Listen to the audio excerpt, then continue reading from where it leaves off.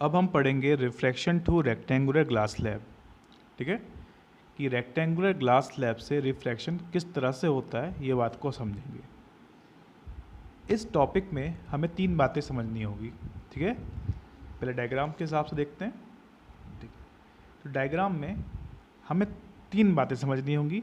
पहला पॉइंट जो रहेगा, फर्स्ट पॉइंट, कि इंसिडेंट रे अपना डायरेक्शन जब इस ग्लास स्लैब से निकल आएगा तो भी चेंज नहीं करेगा। मतलब incident ray never change its direction, और सेम डायरेक्शन में वो प्रोपगेट करता रहेगा। First point.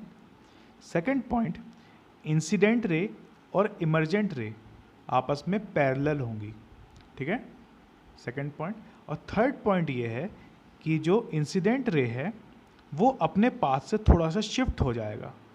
ठीक है, जिसे हम लैटरल शिफ्ट या लैटरल डिस्प्लेसमेंट कहेंगे। इन 3 बातों का हमें पता चलेगा इस टॉपिक में। ठीक है, क्या क्या 3 बातें? पहली बात है, इंसिडेंट रे अपनी डायरेक्शन को चेंज नहीं करेगा, सेम डायरेक्शन में प्रोपगेट करेगा। सेकंड पॉइंट, इंसिडेंट रे और इमर्जेंट रे आपस में पैरेलल होंगी। और थर्ड पॉइंट जो होगा, जो इंसिडेंट रे होगा वो अपने ओरिजिनल पाथ से थोड़ा सा शिफ्ट हो जाएगा। ठीक है, इसे ही हम लैटरल शिफ्ट या लैटरल डिस्प्लेसमेंट कहेंगे। तो लेट्स सी, देखते हैं इस क्वेश्चन में। तो हमने क्या क्या किया है? We are having our rectangular glass slab namely A B C D. ठीक है,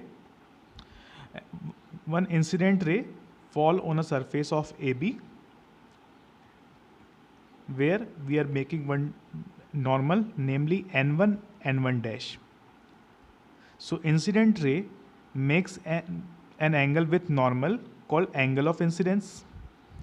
After incidenting on the surface of AB, it refract and get inside it, and it's become refracted ray.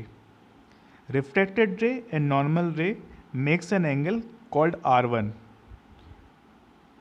Okay, now refracted ray reaches to CD surface where refracted ray makes an angle named R1.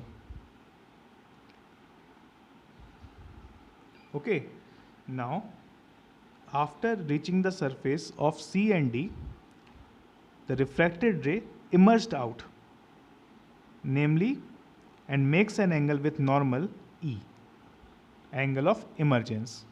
This is the writing work you have to do.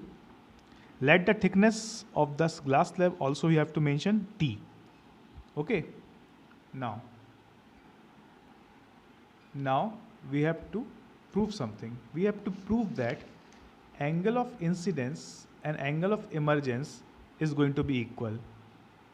So if these two angles are equal, अगर ये दोनों angle equal रहेंगे, ठीक है, इसका मतलब ये होगा कि इंसिडेंट रे और इमर्जेंट रे आपस में पैरेलल होंगी। ठीक है, तो हमें यही प्रूव करना पड़ेगा। तो let's start, let's prove it. Now समझते हैं थोड़ा। हमें ये प्रूव करना है इसमें कि एंगल ऑफ इंसिडेंस आई और एंगल ऑफ इमर्जेंस बराबर हैं। इसको प्रूव करने के लिए हम इस पॉइंट पे लेते हैं surface at surface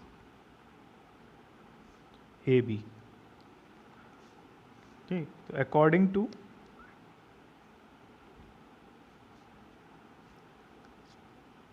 Snell's law हमारा क्या था? Refractive index of second medium with respect to first medium. इस पॉइंट की बात कर रहे हैं, तो ये था sign i upon sine R1। R1 हमने यहाँ से लिया हुआ है। ठीक है, ये हो गया, इसको हमने इक्वेशन नंबर 1 दे दिया। ठीक है, अब एट सरफेस सी डी। ठीक है, हम सी डी की बात करें, ये सी डी हमारा सरफेस, सी डी सरफेस, इस पॉइंट की बात कर रहे हैं। अब इसमें हमें करने के लिए हमें क्या करना है? स्नेल्स लॉ लगाना है। तो स्नेल्स लॉ इस बार क्या होगा? First medium to second medium, वो होगा साइन। ठीक है, देखें, तो ये होगा हमारा साइन, डायग्राम अच्छे समझ लो पहले, साइन R1 अपॉन ई होगा ये। तो साइन R1 अपॉन साइन ई होगा, ये सेकंड नंबर है। ठीक है, नाउ कंपेयर फर्स्ट एंड। एक और बात हम जानते हैं यहाँ पे, वी नो दैट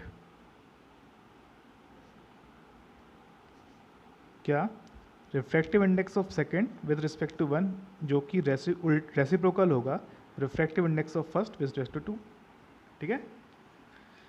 तो put the values of first and second equation in this one question. So what we are getting, तो पहले से में मिल गया क्या, sine i upon sine R1, तो हमने यहाँ लिख दिया sine i upon sine R1 equals to 1 upon क्या था हमारा ये साइन ये वाला sine R1 upon sine e, sine R1 upon sine e. इसको हमने जब सॉल्व किया फाइनली तो हमारे पास क्या आएगा sign e upon sine R1, ठीक है।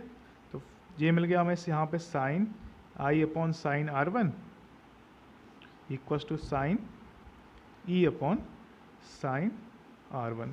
Sign R1 sine R1 cut गए, ठीक है।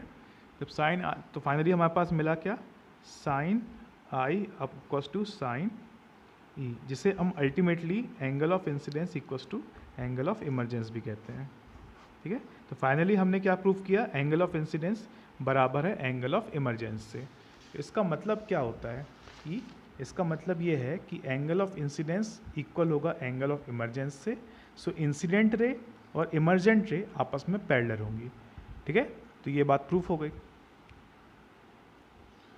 Now second point lateral displacement. तो लेटरल डिस्प्लेसमेंट एक परपेंडिकुलर डिस्टेंस है emergent ray and incident ray when the light passes out of a glass slab is called lateral displacement, ठीक है।